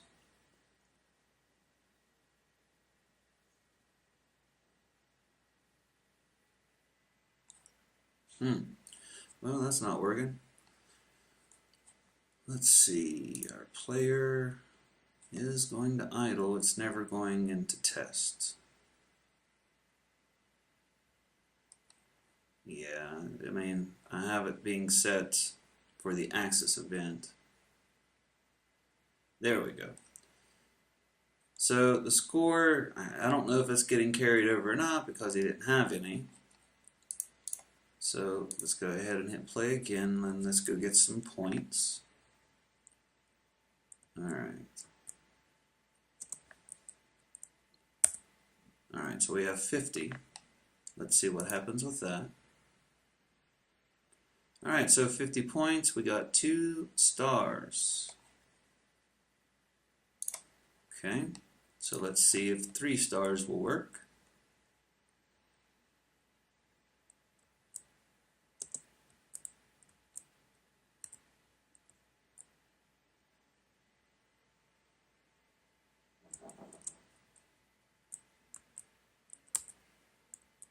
Alright, so we have 100 points. And we have 3 stars, and the score is getting carried over to the summary page. Now, the next replay and menu buttons are clickable, but they don't do anything yet. So let's go ahead and set those up. It's not very hard at all, it just depends on what we're trying to set up. Okay? But before we set all of these up, we need to actually make a main menu for this one to actually work. And there needs to be a second level in order to get this button to work. So let's set those up first and then come back and make these buttons actually function. Alright, so let's go ahead and make a new scene. Let's save our scene first. Command S. And let's go new scene. Alright, so our new scene is just going to be a GUI. So we'll set up a GUI canvas and an image. And I'm just going to pretty much run roughshod through this. It's going to be very, very simple. We'll take our source image background and use it again.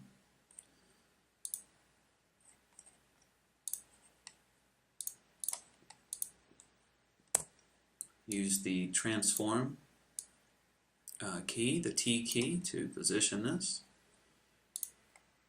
And let's see, duplicate this image, drag something in here like so, and we'll set native size. And I'm not really going to use the native size. I'm going to position it a little bit funky, like so.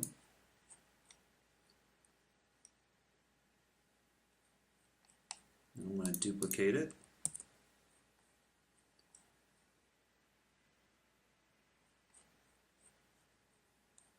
And I'm going to reuse the background image.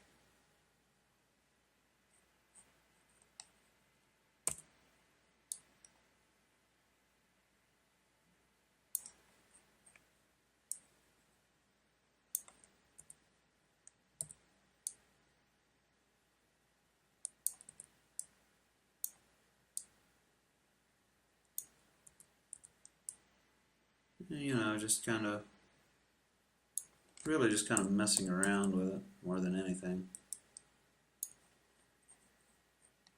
I'll take my other image, duplicate that again, and resize that again.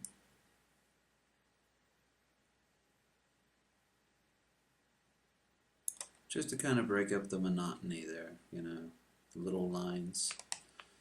And then I'm going to add a text.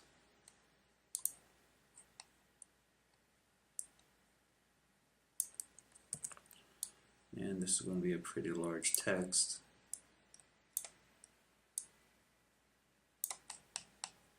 use our same font, the Monster Hunter font.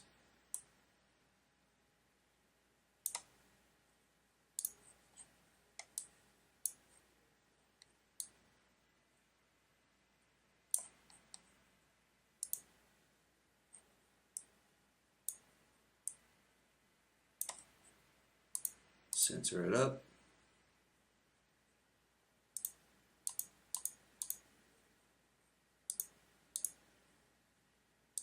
Let's bring it down a bit. Okay, well that's not working.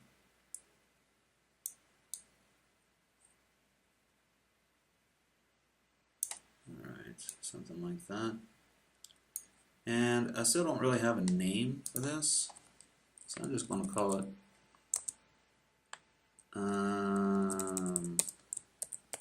Punch a Dead Guy.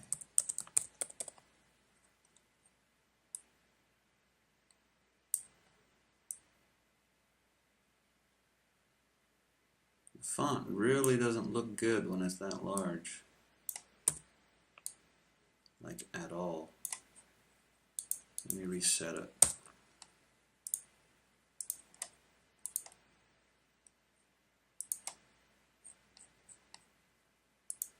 Maybe it's just my imagination, but I didn't like the way it looked when it got larger.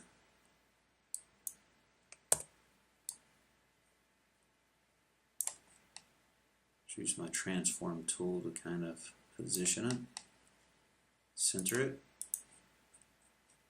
Then I can change the size. Now see, it looks a lot more crisper now. Alright, Punch a Dead Guy.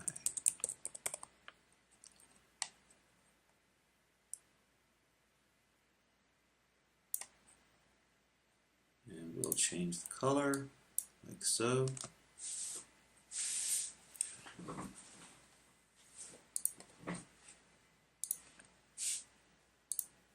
Let's bring in some buttons.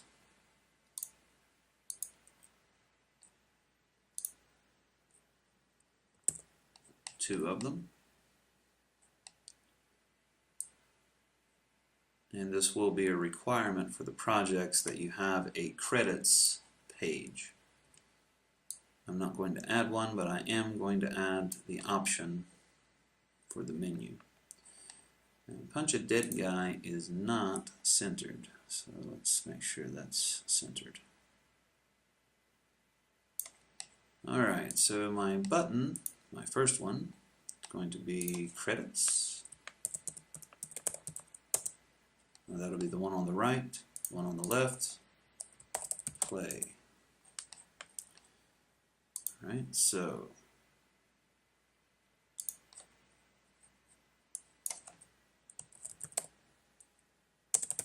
play game.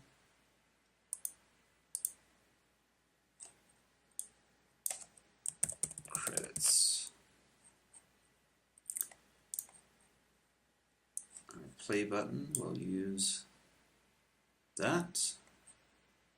The text will move down.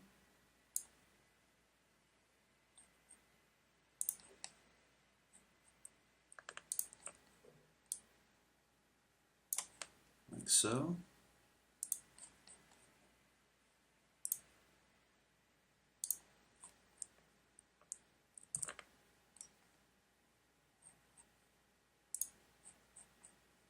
And my text, let's do some work with that.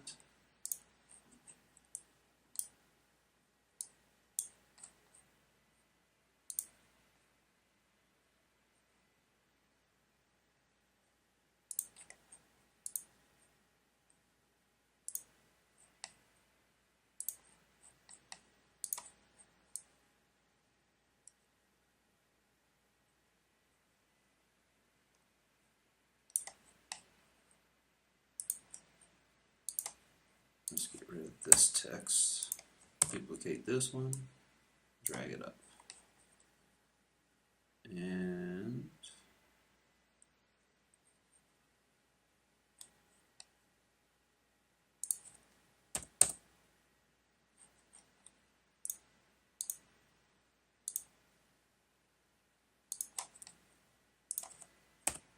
Okay, very well.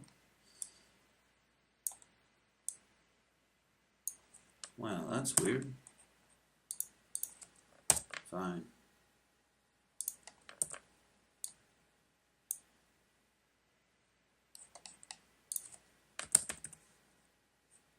Huh.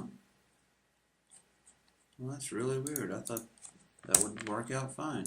Guess not. Alright. Text.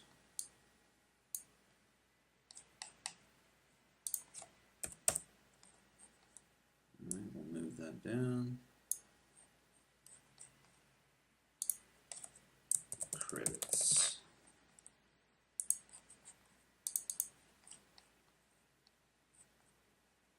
Center it up.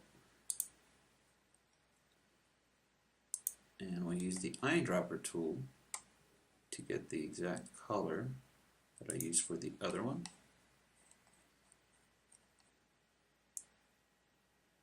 Try to position that exactly where the other one is.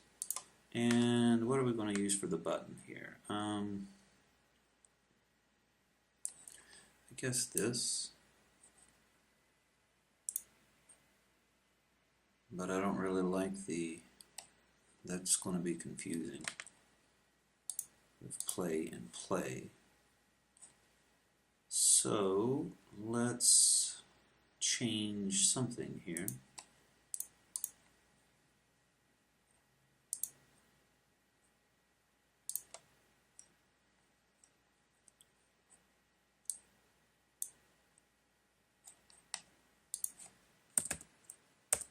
Okay, resize.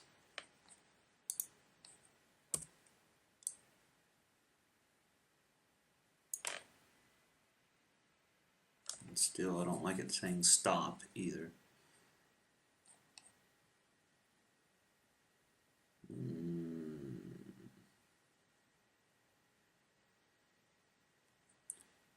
Now we can do this. There we go.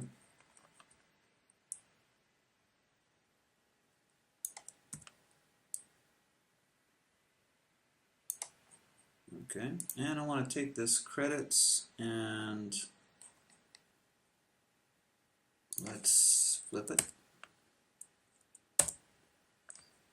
Well, I don't want to flip the words, so let's take those off. Then we'll flip it.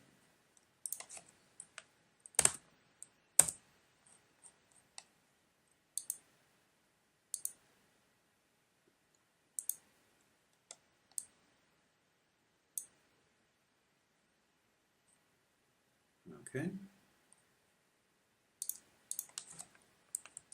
Play game text. Credits text. Credits star.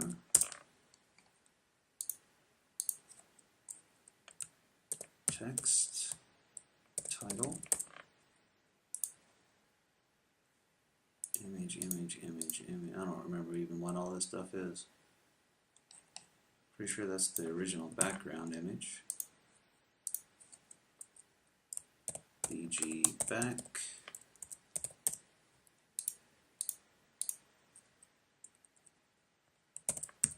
Banner back.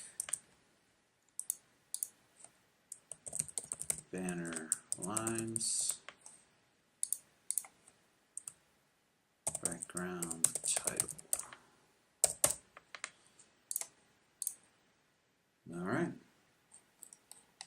Now if I hit play,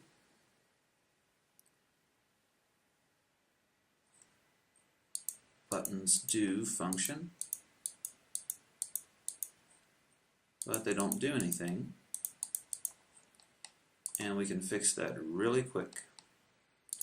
So for the play button, I want to add an FSM, and the only thing it's going to do is have a listener,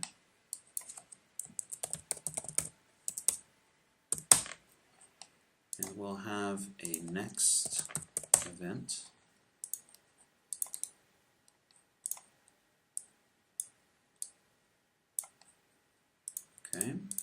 and we're going to go to UGUI button, and we can see here UGUI button on click event. That's what we want. So this can make any event happen whenever we press a button. So you don't have to just use this for menus, main menus or whatever. You can use this if you want to have like a point and click text adventure, or you want to have a matching game where you touch one card, touch another card, and they flip over and you see if it's a match or something like that. Any kind of icons that you want to be able to click or to touch, if you're going to make a mobile device, you can use this to send an event anywhere you want to go, even on another object. Okay, so you don't have to just use this only for a play button or a credit button or something like that. So whenever we click, we go to next, and our action is going to be load level. Now I'm going to use load level by itself, and I want to explain the difference between load level and load level num. Load level, you have to enter the name of the level here. Okay, so our scenes, you would enter whatever the name of the one that you want to work on, or the one that you want to load whenever you press this button. Okay. Now I'm going to go ahead and save this scene as main menu. And the thing is, you can't load a level in play mode unless it's actually added to your build settings. So if I go to File, Build Settings, this is a compilation of all the scenes that are going to be in the produced application. So I need to, first of all, make my main menu my first in the list. Okay, this is whatever's first is going to be the first thing that loads. I'll make my starting scene to be my second in the list, and then I can go ahead and close this. Okay, so now inside of here I can say starting scene. Alright, hit play.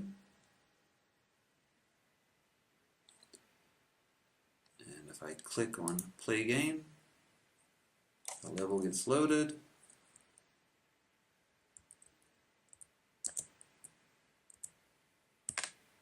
and I can kill the zombies. And let's say that I play and whatever happens, happens, you know how it goes. And if I want to, I can go ahead and see that I got 2 stars. But whenever I click replay, next, or menu, none of these work. Okay, so let's go ahead and set those up to work. I want to take starting scene and duplicate it. I'm going to call this scene 2. I'll call starting scene scene 1. Go back into my build settings. And I'm going to take my newly created scene 2 and drag it in. So I have 1 level, 2 levels, and a main menu. So inside of my scene 1, I'm going to go ahead and save my menu. I'm going to go into my canvas summary screen. Let's go ahead and enable it. And go into these buttons. Alright, so first of all, the menu button, I want this to go back to the main menu. Okay, so let's add an FSM. Same thing that we did on the other one. So listener, and we'll make a next event.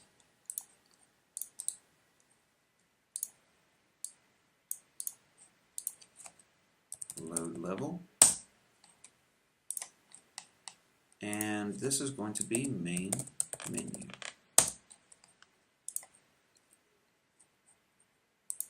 Okay, and UGUI button on click event. Whenever we click it, we want to go to next, and next loads level indicated.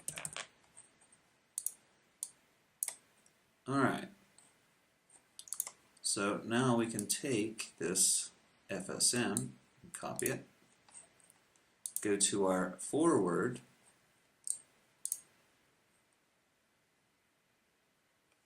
let's not do that, paste template, okay, fine. Okay, we'll just paste it over here then. Paste component as new, and instead of loading main menu in this one, we will load scene 2. Now in replay, we'll paste the FSM again, and on the replay, we'll load scene 1 again. And once we're finished, let's go ahead and disable that canvas again, save, and load our main menu, hit play.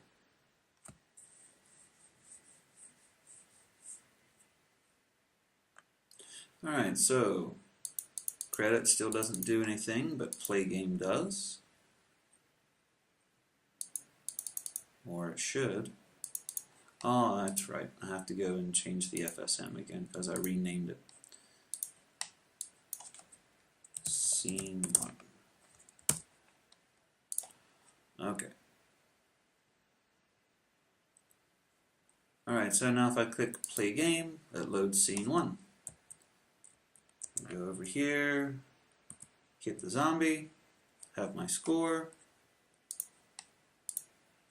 and let's disable the access event so we have our pop-up, and we have 2 stars. First, let's click next, and it loads scene 2. Now nothing's different considering that scene 2 was just a copy of scene 1, but there is a significant thing to see here, and that's that the score has been reset. Now when a player gets to another level, their score should carry over, as should their health. Now fixing these two things is what we're going to work on the next phase. Kind of going back and fixing things in a way that information can be carried over from one scene to the other. Let's go ahead and test the other 2 buttons before signing off. Okay, play game. Okay, kill the guy.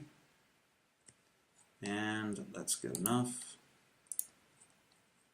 Disable the access event so we can skip down to this. Replay. Restarts scene 2 or scene 1 again.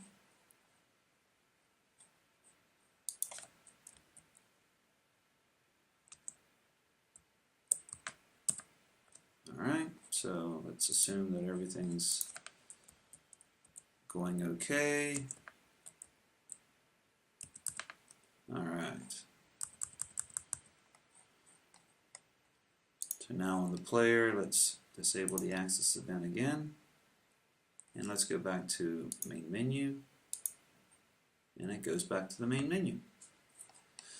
Alright, so going back over to the presentation information, let's make sure that we covered everything that was promised.